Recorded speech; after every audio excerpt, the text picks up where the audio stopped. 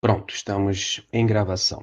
Sejam todos muito bem-vindos ao primeiro encontro da disciplina Recursos Digitais na Educação, né? Sou o Gilvan Vilarim, né? A turma já me conhece de outros carnavais, então hoje a gente não precisa fazer muitas apresentações, né? Então, pessoal, a minha ideia hoje aqui com vocês creio eu que hoje não vai ser um encontro muito demorado, embora eu sempre fale isso e às vezes eu me empolgo demais. Mas a princípio, assim, não vai ser nada muito demorado. Eu gosto de fazer um encontro assim inicial das disciplinas, né? E quando a gente está em dupla com outro professor, tenta conciliar o horário também, né? Foi o que aconteceu comigo e com o professor Paulo Emílio na disciplina de produção de conteúdos educacionais. E essa disciplina, né? Eu adiantei aqui antes da gravação. Essa disciplina, ela nasceu muito com. Eu também contribuí, mas principalmente com ideias do professor Rony Ferreira, que ainda é um docente do IFRJ, mas ele esse semestre não está pegando essa disciplina por uma questão de horário e tal. Então, vocês, por conta disso, no material da disciplina, vão ver algumas coisas com o nome do professor Rony, que eu mantive, um pouco de colaboração do professor Caio Lamas. O Caio, ele tem uma história interessante. Ele foi colega nosso no campus São João de Meriti, eu trabalhei com o Caio vários anos. Só que o Caio, ele é um professor que ele. Caio é solteiro, já começa por aí. Pelo menos era, né? Não sei se casou, acho que não. Então ele é meio nômade, tá? Ele queria ir para um outro instituto federal, para o interior do Brasil, tal, queria sair aqui do Rio. E aí o Caio conseguiu uma transferência, está trabalhando atualmente no Instituto Federal do Norte de Minas Gerais, tá? Existe esse Instituto Federal que pega a região de Minas, assim, quase chegando na Bahia. Então o Caio está lá atualmente. Ficou com a gente lecionando nessa pós-graduação, como a gente tem um curso EAD, deu para conciliar durante um certo tempo, mas chegou uma hora que ele começou a ficar enrolado com muita carga horária lá no novo instituto, e aí ele pediu para sair dessa pós-graduação. A gente ainda tem contato, semana passada eu mandei mensagem para ele e tal. E aí depois que o Caio saiu, eu fiquei com o professor Rony Ferreira com essa disciplina, tá? E agora, sim, com a turma de vocês, eu conversei com o Edival que eu conseguiria gerenciar sozinho, com a saída do professor Rony da disciplina, tá? Então, é uma disciplina que eu já conheço, tal, me dá conforto, tá tranquilo, tá bom? Então, assim, na verdade, eu vou aproveitar o iniciozinho aqui dessa gravação e comentar com vocês só um recadinho rápido, né? Vamos aproveitar essas gravações, esses encontros, só para comentar o seguinte, porque acho que uns dois alunos da turma de vocês já mandaram mensagem para mim perguntando isso. É o fechamento das notas da matéria anterior, produção de conteúdos educacionais. Eu já sabia que isso ia acontecer, né? A gente ficou com o fechamento do semestre passado apertado, né? Vocês já fizeram as tarefas, mandaram tal. E a minha intenção era ter fechado isso semana passada, junto com o Paulo Emílio, entendeu? A gente preparou para isso. Só que, assim, para meu azar, eu tive problema de família, né? Meu pai foi internado, eu gastei assim uns 2 dias assim vendo coisa e tal por causa dele. Isso me atrasou um pouco. E aí eu avisei o Paulo, pô, Paulo, vamos tentar fechar até o final de semana. Então, assim, a gente só fechou agora, né? No último sábado e domingo, praticamente. Já está praticamente tudo prontinho para a gente lançar no sistema acadêmico, tá bom? Só que eu combinei com o Paulo hoje que a gente sempre dá uma última revisada para ver se está tudo bem. E eu devo fazer isso no máximo hoje ou amanhã com o Paulo, tá? E a própria secretaria, assim, através do professor Edival, já mandou mensagem para os professores: olha, tem que fechar isso aí, porque, assim, é um problema acadêmico a gente deixar a disciplina aberta no SIGA. A secretaria não consegue fazer um fechamento do semestre eletronicamente. Isso é um problemaço. Então, assim, o pessoal está cobrando com razão. Eu já tive também na coordenação do curso, eu entendo perfeitamente a situação. Mas eu acredito que hoje, no máximo amanhã, a gente fecha tudo, tá bom? Aí depois, caso alguém da turma que não esteja aqui hoje pergunte sobre isso, pode avisar. Não, já estão fechando, vai fechar a disciplina hoje, amanhã e está tudo certo. Caso vocês tenham dúvida de nota, vocês podem depois fazer contato com a gente, não tem problema nenhum. Mas a princípio já está, assim, eu diria que 99% já está prontinho, tá? Sempre tem uma dúvida ou outra que eu quero só confirmar com o Paulo Emílio. Hoje a gente se encontrou presencialmente no Campo São João. eu e ele damos aula presencial hoje, praticamente o dia inteiro, tá? Eu cheguei em casa umas 5h30, mais ou menos, tá bom? Então, isso era só um recadinho para deixar vocês assim tranquilos, que a gente não esqueceu de fechar a disciplina anterior, tá bom? É, Então, assim, vamos falar da matéria, né?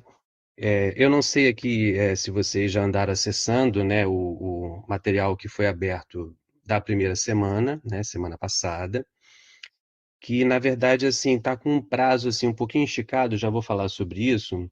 Eu achei melhor assim esticar um pouquinho o prazo normal para vocês terem uma folga, né, já que houve praticamente uma emenda das matérias anteriores com as matérias de agora. Então, vocês estão começando o primeiro bloco, né, do semestre de 2025.2.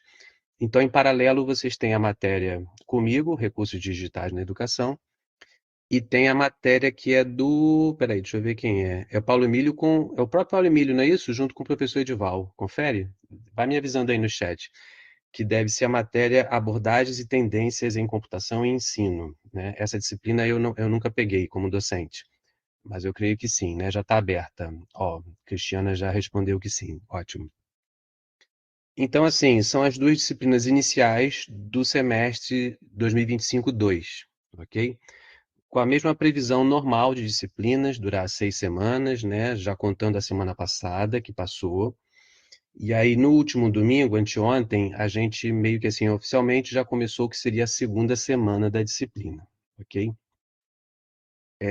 Então, assim, para quem já acessou lá o material, eu vou dar para vocês assim um resumão da disciplina, porque essa disciplina particularmente, eu prefiro trabalhar em blocos de semanas, né? Vocês devem lembrar que na produção de conteúdos educacionais, a disciplina ficou toda aberta, né? E nessa eu acho que vocês vão se confundir menos se a gente trabalhar em etapas. Então a primeira semana foi aberta, tá lá, já está valendo. E no último domingo, para quem por acaso já acessou lá o AVEA, já está aberta a segunda semana, ok? Então, o resumo é assim: a primeira semana era para dar conceitos, né, do que é um recurso educacional digital, né, que alguns na literatura chamam de RED, né, um RED, recurso educacional digital. E, assim, uma fundamentação básica, né, na primeira semana dessa disciplina. E aí, assim, tinha uma tarefinha, né? Tinha não, ainda tem uma tarefinha para vocês dessa primeira semana, que é você exercitar um pouco, fazer uma avaliação de um RED, de um recurso educacional digital. Eu vi que vários de vocês já viram, já mandaram a tarefa, né? Isso eletronicamente o sistema está armazenando. Eu também recebo uns e-mails automáticos. Beleza, já tem um montão de gente na turma que já fez a tarefa. E a única coisa que eu mudei foi o seguinte: normalmente, para vocês não se confundirem, a gente abre e fecha atividades trabalhando com o dia de domingo, né? Desde que vocês começaram o curso, o domingo é esse dia de virada, digamos assim. Mas como a primeira semana estava emendada com a anterior, por precaução, eu estiquei um pouco mais o prazo, né? Então vocês estão vendo lá na disciplina que o prazo iria até o dia 2 hoje, né? Então não tem problema nenhum quem mandou depois do domingo. Na verdade, teve gente que mandou no início da semana passada, tá? Beleza, não tem problema nenhum. Então eu estou só comentando para vocês não estranharem o prazo de 2/9 ser o que? Uma terça-feira. A princípio não é um dia assim normal de prazo, mas propósito, tá? Para vocês terem essa folguinha aí de se ambientarem na primeira semana de aula, tá bom? Então a primeira semana é isso. A segunda semana, para quem já deu uma olhadinha lá, é uma discussão assim sobre o que alguns chamam de ferramentas de autoria, né? No passado o pessoal chamava isso na informática de authorware, né? Nome bonito, né? Mas na verdade é assim, são ferramentas onde você é mais protagonista, digamos assim, no processo de construção de um determinado conteúdo, digamos, né? Isso é uma história até bem interessante que vale a pena eu contar aqui rapidinho. A minha primeira experiência como professor, e esse ano de 2025 eu fiz, estou fazendo, né, 30 anos como docente.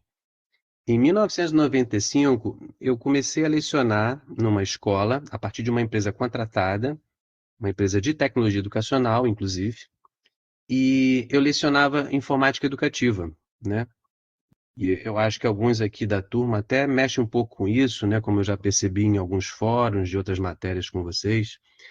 E na informática educativa da época, né, na realidade lá dos anos 90, essa informática educativa eu trabalhava assim com sétimo ano, oitavo ano, ensino fundamental, e a gente trabalhava com ferramentas de autoria da época, né? Hoje em dia a coisa evoluiu muito, os computadores ficaram mais assim potentes do que a gente lembra lá da década de 90. Eu já tinha o conceito de trabalhar com ferramenta de autoria. Eu trabalhava com uma ferramenta de autoria, assim, só vai lembrar quem é da área da informática. Ela se chamava HyperStudio, uma ferramenta, acho que era americana. E era bem legal, assim, te ajudava a construir jogos, te ajudava a construir narrativas, histórias, tem um pouco a ver com essa matéria. E aí o HyperStudio provavelmente se perdeu no tempo, não ouvi mais falar dele e tal. E hoje em dia tem coisas muito mais interessantes. Então, essa segunda semana, quem depois der uma olhada lá com calma no material, vai ver que é uma discussão sobre isso, né? Existe uma menção de algumas ferramentas que vocês já viram em outras disciplinas, na de produção de conteúdos, na computação e pensamento computacional, por conta de algumas coisinhas de programação, e tem mais algumas dicas, algumas novidades legais, mais relacionadas a essa disciplina, tá bom? Então, essa é a previsão, né, que já está em andamento da nossa segunda semana. E aí, assim, só para dar uns spoilers, né, do que vai vir depois, para vocês sentirem o gostinho, quais são as cenas dos próximos capítulos? Terceira semana é trabalhar bastante com o conceito de jogo, jogo no sentido lúdico, né, que a gente fala muito em algumas áreas da pedagogia. E aí tem lá uns materiais interessantes para vocês lerem, né, o conceito de jogos, o conceito de ludicidade, né, que, assim, entrou em moda nos últimos anos. Na verdade, assim, na área educacional já se fala em jogo há bastante tempo, mas me parece que de uns anos para cá o pessoal se empolgou mais. E aí não é à toa que a gente decidiu colocar esse tipo de conteúdo nessa pós-graduação. E eu acho que vários professores aí da turma de vocês podem já estar trabalhando com isso, que é utilizar jogos, ok? A princípio, jogos falando de uma forma bem genérica, né? Jogos de tabuleiro, jogos criados para aulas ou até jogos digitais também, tá bom? Então, isso é uma previsão para a nossa terceira semana, semana que vem. Depois a gente falar um pouquinho de storytelling, né? Outro termo que nos últimos anos a galera aí da área de pedagogia está valorizando mais. A área de educação e tecnologia também está falando mais de storytelling, que na prática é um nome bem bonito para você falar sobre o processo de contação de história, né? Eu gosto muito dessa expressão em português mesmo, contação de história. Mas assim, né, tem todo esse marketing envolvido em algumas discussões, então aparece aí muito o tal do storytelling. É a mesma coisa, tá? Na minha cabeça é a mesma coisa, pode chamar como preferir.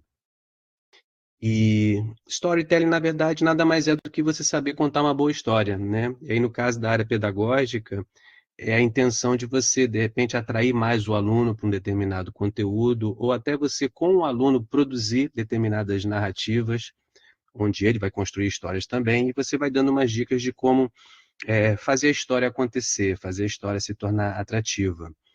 E aí, por conta disso, né, a gente sabe que, por exemplo, vamos pensar um exemplo clássico, cinema, né? O cinema, principalmente cinema de Hollywood, trabalha muito com isso, né? Na hora de fazer lá as roteirizações, né?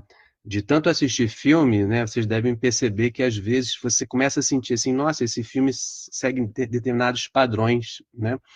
Por exemplo, quando a gente vê um filme vamos chamar filme de Hollywood, né? Você percebe que há um certo padrão nas histórias, com início, meio e fim, determinados personagens, coisas que vão acontecer. É, comédias românticas, por exemplo, é muito comum comédias românticas seguirem um determinado padrão.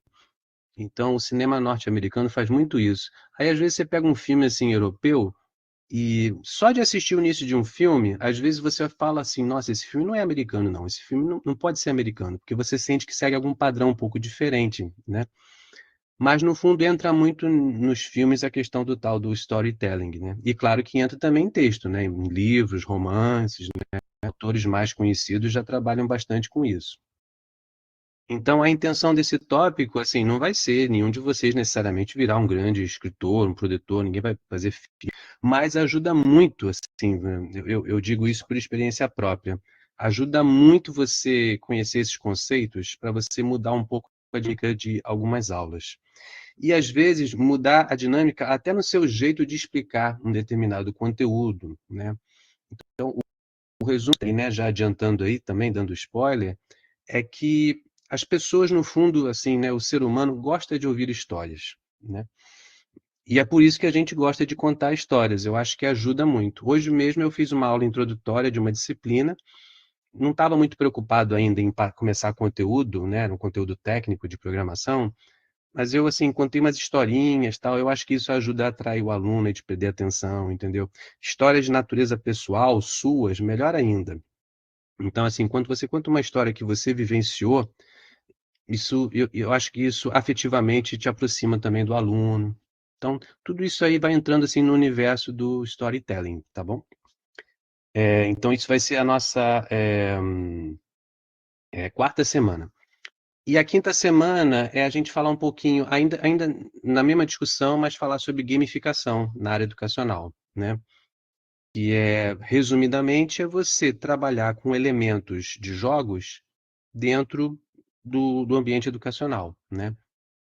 Trabalhar com elementos no sentido de que você pode fazer determinadas atividades acontecerem de uma forma que lembra características e entidades que normalmente a gente vê em jogos. Por exemplo, divisão de etapas, onde o nível de dificuldade vai aumentando, é, premiações, né? O pessoal na gamificação vai dando outras terminologias, tipo você premiar com insígnias, dar um prêmiozinho, tal. Eu costumo brincar que quem é professor do ensino fundamental, não sei se ainda tem isso hoje em dia, tá? Quem é docente do ensino fundamental me confirma.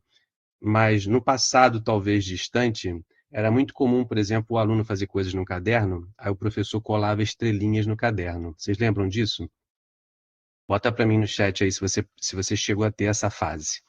Eu tive essa fase, tá? Quando eu era aluno, quando eu era criança. Ainda mais que a minha mãe foi minha primeira professora. Então eu via muito isso em casa também.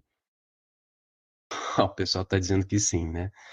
Então, o que que era a história da estrelinha? Você fazia uma atividade bonita, né, caprichosa, né, caligrafia, uma continha, aquele ar me efetue. Aí a professora chegava no teu caderno, ela já tinha umas estrelinhas, às vezes desenhava, né, ou então ela colava. Eu lembro muito, assim, de colar estrelinhas douradas. Aí só, você ganhou uma estrelinha. E aí a criança ficava toda orgulhosa, né? Nossa, o professor me deu uma estrelinha, ganhei 2 estrelinhas. Aí eu fico brincando, poxa, então no passado o pessoal já fazia umas gamificações sem usar esse nome, né? Porque, de certa forma, é um elemento que a gente percebe em jogos, né?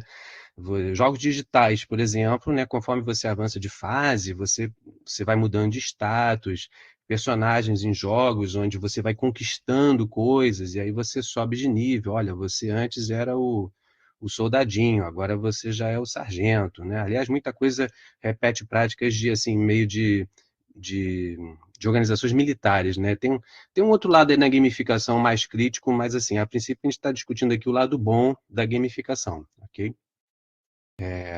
É o Benildo falando, gamificação analógica, exatamente. Né? Não tinha computador, não tinha tablet, mas tinha a estrelinha colada no caderno, ok?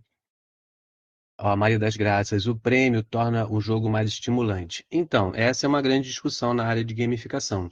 É, é você estimular o aluno a entrar num processo assim de competição, ok? E é por isso que eu estou dizendo que esse é um lado bom assim da gamificação, né? Eu não vou entrar numa discussão maior agora por conta do nosso tempo, mas quando você vai se aprofundando nessa área, aí você pode ter uma visão mais crítica de algumas coisas também. Vou dar um exemplo como professor. É legal você premiar, de repente, você criar um ranking de alunos. Olha, o primeiro colocado na tarefa, o segundo, o terceiro, juntar pontos numa atividade de, sei lá, pode ser em qualquer área, história, geografia, matemática. O que eu fico discutindo às vezes com os colegas é assim, mas e o que vai ficar em último lugar? Como é que ele vai se sentir perante os colegas? Então tem que haver um gerenciamento aí, né? Assim como você tem os primeiros colocados e o último colocado, será que ele não vai se sentir um pouco deslocado nessa discussão? Então aí já é uma visão mais profunda, sabe? Então, um outro lado. Mas a princípio é uma disciplina para você se situar e eu acho que você vai se sentir atualizado nessas discussões relacionadas ao que o pessoal chama agora de gamificação na área educacional, tá bom? Por exemplo, Benildo está dizendo, faço isso utilizando o Class Dojo, uma plataforma gratuita. Sim, já ouvi falar. Né? Existem plataformas que são gamificadas, né? Aliás, o próprio Moodle, embora a gente não use isso no IFRJ, o Moodle, como ambiente virtual de ensino e aprendizagem, ele tem ali uns mecanismos de gamificação, né? As últimas versões da plataforma, se o professor quiser, ele pode, por exemplo, criar um curso dentro do Moodle virtual, né, à distância, e tem lá umas opções de você fazer os participantes ganharem insígnias, cumprindo tarefas. Então, já tem uma gamificação escondida ali, tá? Mas outras plataformas oferecem isso também, tá bom? Então, assim, resumindo, isso é o que a gente vai ter na disciplina. Depois vocês vão ver mais para frente que a última semana ela é mais assim um fechamento, né, de algumas atividades que vocês vão ser solicitados a fazer, ok? Eu acho que dá tempo de eu mostrar aqui, não sei se vai ficar muito bom na câmera. Acho que sim. Eu ainda agora separei aqui alguns livros que vocês vão ver coisas citadas assim desses materiais nessa disciplina. Não esgota o assunto, isso é um mundo. Mas assim, por exemplo, deixa eu ver se dá para ver aqui na câmera, peraí. Acho que dá. Ó, esse é um livro basicão, mas eu gosto muito dele assim para quem quer ter uma discussão inicial. É um livro chamado Gamification. Ficou em inglês o nome, tá? Mas na verdade ele é de uma autora daqui do Brasil, a Flora Alves. Então o nome é Gamification: Como Criar Experiências de Aprendizagem Engajadoras, um guia completo do conceito à prática. Não é um livro muito grande, é um livro gostoso de ler e te dá uma situada boa assim nessa discussão de gamificação, tá? Então é o livro da Flora Alves. Tem um livro aqui legal também, eu eu não sei se vocês já conhecem. Ele é de uma coletânea, na verdade. Esse livro aqui, ó. Peraí, deixa eu mostrar aqui na câmera. Ó, o livro se chama Ludicidade, Jogos Digitais e Gamificação na Aprendizagem, tá? Na verdade, ele é uma coletânea de artigos, né? Os organizadores são o Luciano Meira e o Paulo Blickstein. Paulo Blickstein é um cara conhecido assim nessa área de educação e tecnologia e tal. E aí eles reuniram vários autores, cada um fez um capítulozinho. Não é um livro muito grande também, e ele dá um panorama bom assim dessa discussão de ludicidade. É um livro que eu recomendo. E aí deixa eu mostrar aqui dois clássicos que vocês vão ver que vão ser mencionados nessa disciplina. Um é esse aqui, ó. Eu acho que alguns de vocês conhecem. É um livrinho, quer dizer, livrinho pequeno, mas ele é denso, tá? Ele se chama O Herói de Mil Faces, né? O Herói de Mil Faces, do Joseph Campbell. Por que que é um clássico? Porque todo mundo fala assim, nossa, esse é um livro importante para dar os conceitos do que é contar uma história, uma narrativa, utilizando determinados elementos que vão prender a atenção do leitor. E aí as pessoas visualizam muitas ideias desse livro, né? Tem uma história aqui para frente que vocês vão ver na disciplina da jornada do herói, que aparece em muitos livros, romance, aparece em filmes, né? Você vai olhando assim as etapas acontecendo na construção da história, aí você começa a sentir que há um determinado padrão, né? Assim, não é o único livro que trabalha com isso, mas o herói é bem conhecido nessa área. Recomendo também para quem quiser se aprofundar depois. Vai ser citado, tá, na disciplina, mas depois quem se interessar pode até comprar o livro. Eu acho que vale a pena, ok? Deixa eu ver se eu perdi alguma coisa aqui no chat. Francisco, tenho usado esses dois que o senhor mencionou e o Aula em Jogo do Tiago Eugênio. Beleza, uma boa dica então. Aula em Jogo do Tiago Eugênio. É bom, é? É autor brasileiro? Parece, né? Pelo nome. Completa depois para mim, tá, Francisco? É bom saber. É muito bom? Então melhorou. Vou confiar em você, Francisco. Vou procurar depois. Aula em Jogo Tiago Eugênio. Show. Beleza. E aí, assim, ó, outro clássico. Eu tenho também, assim, um livro físico. Tá? Ó, eu sou um cara híbrido, tá? Sou um cara que adora tecnologia, mas para ler coisas mais densas, Eu realmente não consigo muito ler no computador, não. Eu gosto de ler o livro físico, né? Computador para mim é para ler assim, notícia, artigos acadêmicos um pouco mais rápidos. Agora, quando a densidade do texto é mais profunda, para eu ter mais atenção, eu gosto de ler mais em papel. Ó, esse é o livro, é o famoso livro, peraí que não está muito legal aqui na câmera. É o famoso livro Homo Ludens, do Johann Huizinga. Vai ser citado nessa matéria aí mais para frente, tá? Sempre que o pessoal quer falar de jogos, gamificação, aparece material do Huizinga, ok? Ele é bem... Não é um livro fácil, eu diria, para ler, mas assim, para quem gosta de ter uma boa biblioteca de um material, tipo assim, poxa, eu quero ter clássicos. Esse do livro do Huizinga é um livro bom, tá? Recomendo, fácil de encontrar por aí na, nas melhores lojas do ramo, tá bom?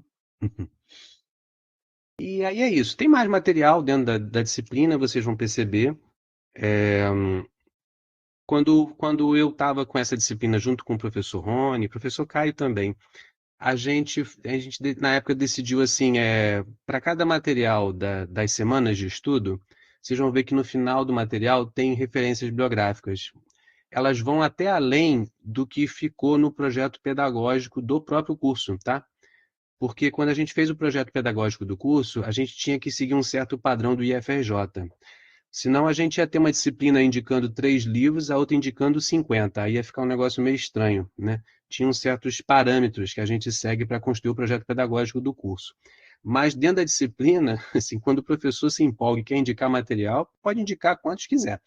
Então, assim, vocês vão ver que dentro dos materiais para estudar, no final sempre vai ter assim, referências. Aí tem livro, artigo acadêmico, sites, para as discussões daquele momento, daquele determinado assunto, tá bom? Até aí tudo bem? Se tiver tudo bem, coloca a hashtag tudo bem aí, tá?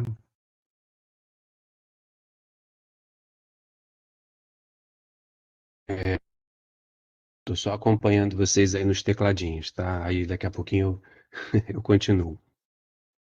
Eu vou citar mais um livro, tá? Adoro citar livro. Beleza, ó, Francisco, hashtag tudo bem, tá joia. Então, o último livro que eu tenho aqui para indicar, eu tenho que fazer igual o Silvio Santos. Não vi, mas é muito bom. É o seguinte, é porque esse livro eu comprei há pouco tempo, tá? Deixa eu ver se ele aparece aqui na câmera. Esse livro aqui, ó, Save the Cat. Originalmente esse livro é em inglês, tá? Save the Cat, né? Em português, Salvem o Gato, né? The Last Book on Screenwriting That You'll Never Ever Need.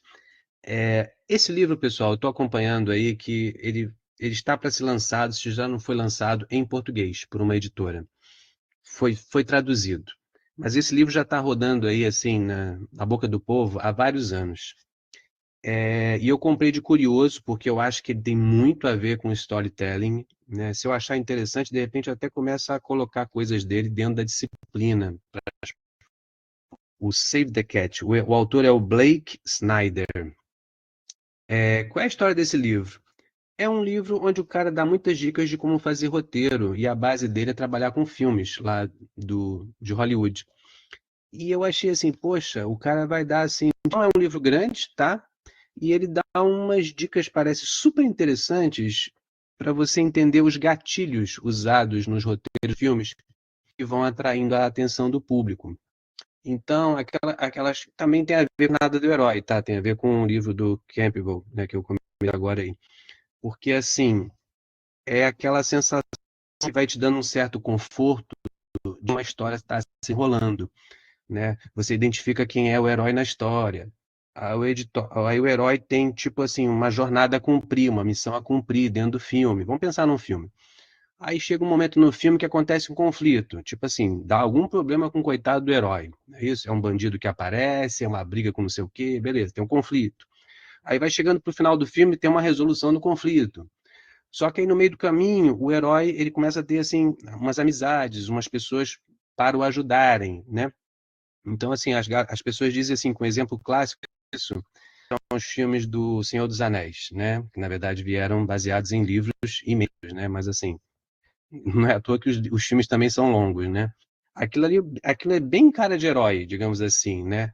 O Frodo partindo em busca do anel, juntando os parceiros, e aí, poxa, o cara come o pão que o diabo amassou, um monte de problema no final, mas aí no finalzinho, assim, tem a resolução, tem uma redenção, tal, aí rola o final feliz. E aí o segredo de um filme ficar, assim, mais simples e o outro ficar muito bom, é o jeito com o qual o roteirista joga com essas narrativas, né? Tipo assim, já tem um padrão que ele vai seguir e beleza. E eu usei o exemplo ainda agora também das comédias românticas, né? Quantas comédias românticas onde a gente percebe assim, né? A garota conhece o rapaz, aí eles começam a se gostar, mas sempre dá uma encrenca no meio do caminho, não é isso? É uma briga de família, é um ciúme que acontece, e aí mais pro final do filme parece que tudo vai se resolver. Aí, às vezes tem um conflito, e aí no finalzinho do filme tem uma virada que dá aquele fechamento. Então são ganchos, né? São coisinhas que os roteiristas, né, ganham para isso, inclusive, eles vão criando na forma de contar a narrativa. Então essa discussão cresceu na área educacional porque assim, a gente como docente olha essas ideias e fala assim, poxa, será que eu consigo aplicar isso com turmas? Né? Vamos pensar num exemplo muito bom, que é o professor de história. Né? Poxa, o professor de história já tá com a faca e o queijo na mão, né? Vai ter que trabalhar com um monte de assuntos, fatos históricos, e aí o jeito dele contar, às vezes, ajuda a cativar o estudante. Por isso que o storytelling ficou mais discutido, mais falado na área educacional. Né? E não é à toa que tem até cursos de contação de histórias, ok? Inclusive, eu acompanhei um há uns 15 dias atrás. Eu tive numa outra atividade, e foi numa ONG, inclusive. E uma colega professora, ela é especialista nisso, ela tem curso de contação de história. Ela fez uma contação de história para crianças de um jeito assim tão legal, tão bonitinho, né? E ela levou personagens com pano, montou um cenário da história que ela queria contar num tapete no chão. E aí, assim, isso com criança é cativante. A criança fica assim prestando atenção, sabe? É a mesma sensação quando você leva uma criança no teatro pela primeira vez, assim, é tudo uma novidade. Existe um ambiente espacial, né? Como se fosse assim, ó, é o 3D, né? Tá fugindo da tela, digamos assim. Não é uma história sendo contada numa tela 2D digital, né? Você tá vendo ali ao vivo a coisa acontecer e tal. É isso. Deixa eu ver se passou alguma coisa aqui. Receita de bolo para filmes de sucesso. É, exatamente isso, entendeu?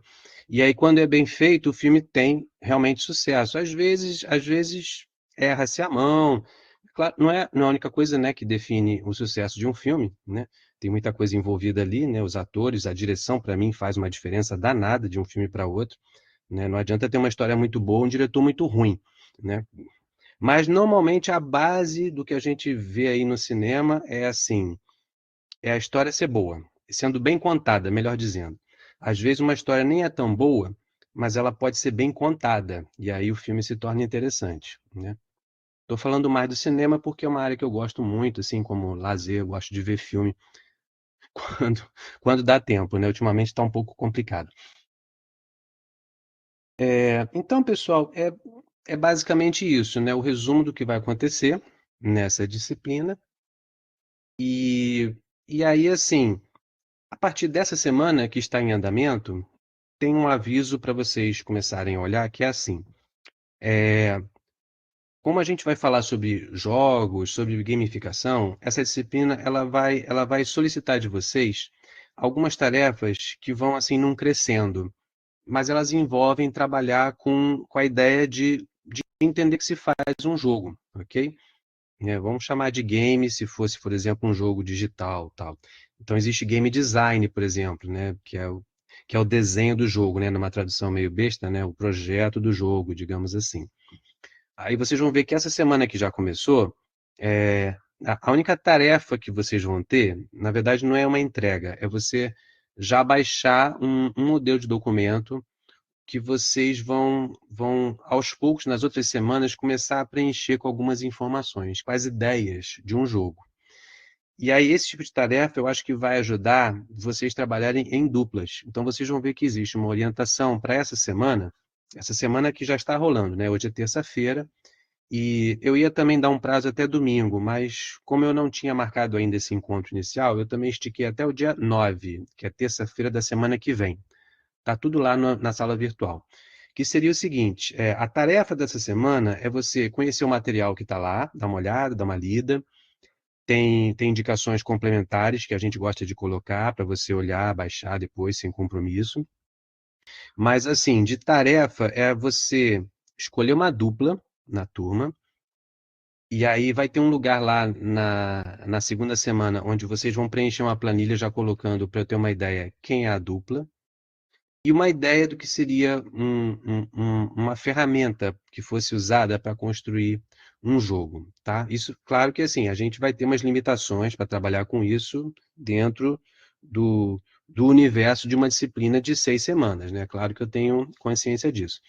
Mas, assim, para a primeira semana é só isso, não tem que entregar nada, é só assim eu começar a anotar para meu controle quem são as duplas que vão se formar, e essas duplas baixam lá um documento para ter uma ideia do que vai ser preenchido depois. Aí, a partir da terceira semana, vocês vão recebendo mais orientações, né, para a coisa ficar pronta aos poucos, ok? Então, eu acho que é isso. Eu estou falando para caramba aqui, eu não sei se vocês querem comentar alguma coisa. Alguém quer aproveitar para comentar algo? Se já viu da disciplina? Se quer usar o microfone, fica à vontade. Se quiser usar o chat aí também, é, fica à vontade. Maria das Graças, esse trabalho é o último? Esse que eu comentei agora, Maria das Graças? Então, sim, na verdade, é como se fosse assim, um trabalho que vai ser dividido em etapas. Acho que vai facilitar para vocês. Então, o que está com data de entrega até hoje, é, é- ele é mais fechado, né? É só baixar e você preencher um formulário da primeira semana, né? Primeira semana esticada, digamos assim. O da segunda semana em diante é como se fosse vocês terem duplas para começarem a construir ideias do que seria um jogo, mas aí assim, aos poucos, tá? Então, aí, na verdade, vai ser como se fosse no final um trabalho só para ser entregue, mas ele vai ficar dividido em etapas, tá bom? Resumindo, é isso que vai acontecer. Francisco levantou a mão. Pode falar, Francisco. O microfone, o chat. Olá, professor. Boa noite. Tudo bem com o senhor? Tudo bem, Francisco. Diga Então tá lá. bom. Consegue me ouvir tranquilo? Sim, tá joia. Então tá bom. Professor, eu acabei colocando como opção, inclusive, para que eu pudesse seguir, de repente, aí no nosso TCC, exatamente trabalhar com gamificação. E os dois livros lá, o Gamification e o Ludicidade também, né? São dois que eu estou utilizando, inclusive, para construir isso. Já até avancei um pouquinho no texto lá. E esse do Tiago Eugênio também é muito legal. Na realidade, eu sou docente na disciplina de design gráfico no ensino estadual aqui no Rio Grande do Sul.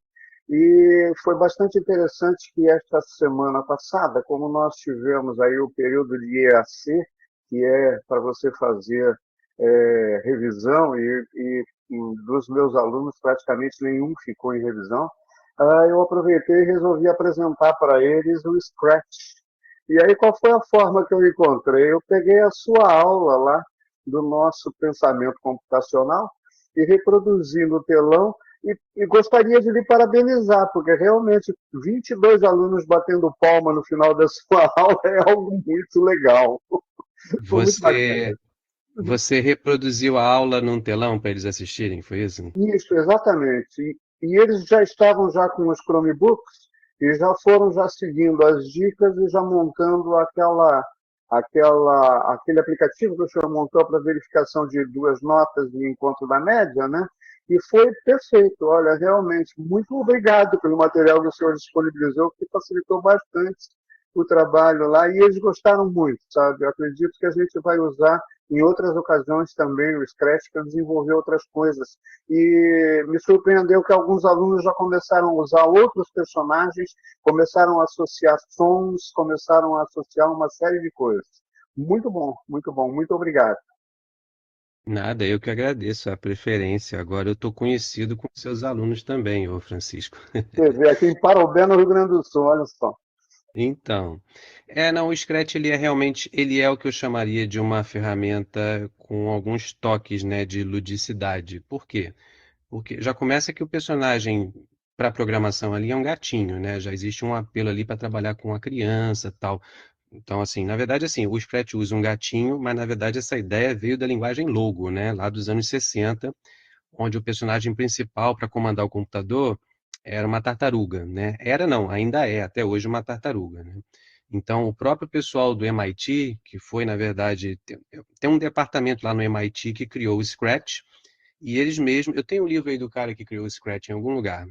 Esqueci o nome do rapaz agora, esqueci o nome do autor. Bom, mas assim, ele é um dos cabeças do projeto do Scratch no MIT, e ele mesmo fala assim que ele deve muito assim às ideias que vieram da linguagem Logo dos anos 60, do grupo de pesquisa do Simon Papert, que a gente fala muito na nossa área, né? Vocês já ouviram falar com a gente aqui também, porque muita coisa do que se usa na informática e educação nasceu assim há mais de 50 anos, 50, assim, quase 60, numa época onde nem tinha computador direito, né? Não tinha computador pessoal para usar nas residências, mas eles já estavam visualizando esse potencial de trabalhar com robótica, fazer o computador comandar e, acima de tudo, fazer o aluno ser mais protagonista, né? O aluno construir coisas. Então, na verdade, na prática, o aluno vai estar programando. Essa é a ideia do Scratch. Depois, quem quiser, Francisco também, dá uma olhada no site do Scratch, porque você pode criar projetos no Scratch e publicar. E aí você vai ver como tem projeto legal feito no Scratch. Você às vezes até assim, se espanta assim, nossa, como é que fizeram tanta coisa legal? Tem jogos, né, completos feitos no Scratch, com personagens, com cenários, aí a programação acontecendo. É muito legal, né? Eu curto muito o Eu, Scratch, sim. eu aproveitei para introduzir o Scratch, porque nós começamos a trabalhar alguma coisa de prototipagem com o NIT App, né, aplicativo, Uhum. e também trabalha com os mesmos blocos do Scratch. Então foi bem tranquilo para a gente começar e a aceitação foi fantástica, realmente. Eles têm. Eu, quando coloquei para eles que o Scratch é recomendado para crianças de 6 a 16 anos, né? Eles concordaram comigo que realmente ficava bem mais fácil porque as cores são mais fáceis de identificar. E teve um resultado fantástico. Muito obrigado. Perfeito. Não, realmente, e até onde a gente acompanha aí, vocês vão perceber isso também, existem outras plataformas que estão usando, assim, o Scratch como inspiração visual, ou seja, essa ideia de você construir alguma coisa na tela, simulando esses blocos de Lego, né? O encaixe de um bloquinho com o outro para criar uma sequência de coisas acontecer. O Scratch ajudou a disseminar isso. Hoje em dia não é só o Scratch que trabalha com essa ideia de programação com blocos. Blocos coloridos, seguindo um padrão visual, por exemplo. Comando de decisão é laranja, comando de entrada, vamos supor, é vermelho. Tem lá um padrão do Scratch que outras plataformas estão reproduzindo também. Isso é muito interessante. Eu tenho aqui em casa, num outro encontro, eu posso até tentar mostrar para vocês. Eu tenho uma plaquinha do Microbit, eu não sei se vocês conhecem. Quem já trabalha com robótica talvez conheça, né? Nós tivemos, inclusive, uma aluna aqui nessa pós-graduação, ela é a Aline da primeira turma, ela já é formada nessa pós. A Aline, ela trabalha com essa plataforma Microbit, criada pela BBC. BBC de Londres, tá? Aquela mesma que tem, né? A BBC, vocês sabem que é uma empresa de mídia enorme, né? Britânica, né? Já existe há muitos anos. A BBC, ela criou uma plaquinha do tamanho de um cartão de crédito e é tipo assim, na minha opinião, ela é mais simples de usar do que uma placa de Arduino e essas Raspberry Pi, sabe, que alguns conhecem, né, na eletrônica, na informática, porque Microbit nasceu para ter uso educacional. É uma placa pequenininha, eu não consigo pegar lá rápido agora aqui, mas eu posso mostrar aí no futuro. É só vocês me lembrarem. E como que ela funciona? Ela tem sensores, ela tem uns espacinhos para você encaixar contatos metálicos, então eu posso comandar robozinhos com a placa, ou a própria plaquinha, ela tem um displayzinho pequenininho, onde eu posso fazer letrinhas aparecerem na plaquinha, E se você plugar ela no computador com um cabinho USB, ela tem um ambiente de programação que lembra muito o Scratch. Também é com bloquinhos. E aí você dá comandos para as coisas acontecerem na plaquinha. Então você pode ficar com a plaquinha na sua mão, ligada no computador, e aí dá comandos para ela passar uma mensagem na telinha que ela tem. É tudo muito simples, mas assim, ela tem um design bem bonitinho. Um negócio é menor praticamente que um cartão de crédito, e ela tem sensor de luminosidade, se não me engano, botõezinhos para você pressionar, para fazer um joguinho, por exemplo, um display pequenininho com LEDs, tudo muito compacto e bem interessante, né? Na época da pandemia, essa placa estava baratinha. Aí muita gente foi ficando presa em casa, né, por conta do Covid e tal. Ela começou a crescer de preço. Eu senti que estava havendo uma demanda, saiu todo mundo começando a comprar de curiosidade. Hoje em dia, não sei dizer quanto é que está custando uma placa dessas, tá?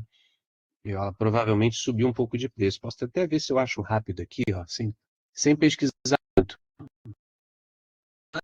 Express dá para comprar por 60 e poucos reais essa placa, né? E aí você espera uns 3 meses chegar da China. Mas assim, poxa, pelo que ela faz, 60 e poucos reais tá barato, tá? É bem interessante a plaquinha. Procurem depois na internet. Vou botar aqui no chat, para quem é mais curioso, placa micro. Na verdade, eles escrevem assim, com 2 pontos. Micro, 2 pontos, bit. Ok? E de preferência a versão 2, tá? Que é uma versão melhorada da plaquinha. As mais antigas eu acho que não vale a pena comprar mais, não. Tá bom? Então eu só lembrei disso porque o Francisco citou o Scratch, e o Scratch inspirou o pessoal a fazer a plataforma para programar na Microbit. Bom, alguém tinha mais alguma pergunta? Não me lembro. Deixa eu ver aqui. Maria das Graças, fiquei treinando 2 dias pelo celular. A literatura sempre antes. Francisco, estou aqui no Areno. Ah, clássico, né? Benildo, estou vendo aqui o site, muito legal. Você diz do Scratch, né, o Benildo? Deve ser, né? Então, tem projeto que não acaba no Scratch, feito por pessoas do mundo inteiro, né? Professor, aluno, criança, adolescente, né? É uma opção que existe no Scratch. Você faz o projeto e dá um comando lá assim, vamos publicar. Aí ele, pum, cria um link para o teu projeto, qualquer pessoa pode acessar. Tanto o projeto em execução e também pode acessar o código, ou seja, acessar como foi feita a programação, para você aprender com os projetos de outras pessoas, ok? Benildo, Microbit, apoio da Microsoft, é isso aí. Mas ela, assim, você sente que é um projeto com uma carga pedagógica forte na Microbit, né? O Arduino, por exemplo, ele é uma placa, eu acho uma placa legal, baratinha, tal. Eu tenho Arduino aqui em casa também, mas ele é mais duro, né, de mexer, né? Você tem que conhecer algumas coisinhas de eletrônica, tal. A gente tem um cara bom de Arduino lá com a gente lá no campus, que é o Edival, que já é professor de vocês. Edival, até onde eu sei, mexe com Arduino. E o professor Erivelton, né? Erivelton, ele é docente nosso lá do campus, mas ele não é docente nessa pós-graduação, pelo menos até o momento. O Erivelton manja bem, assim, dessas coisinhas de robótica e tal. A gente tem kits de Arduino lá no campus. Estamos querendo, na verdade, movimentar mais o uso dos kits, né? Aí é uma discussão nossa lá interna, ok? Então, pessoal, eu acho que é isso. Recados dados, resumão da disciplina feito, dicas de livros. Vocês querem me perguntar mais alguma coisa? Tá tudo bem? Se tiver tudo bem, avisa para mim aí no chat, hashtag tudo bem, tá bom?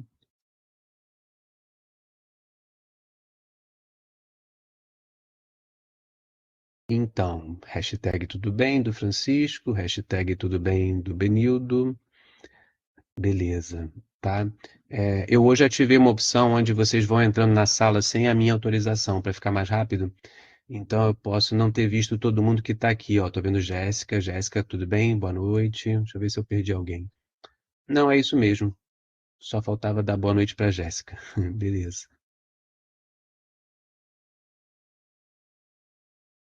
Então tá, pessoal. Olha, então de minha parte a gente pode encerrar por aqui, tá? Vou terminar então a gravação, e a gente faz só um fechamento, tá bom? Deixa eu fechar aqui a gravação. Parando.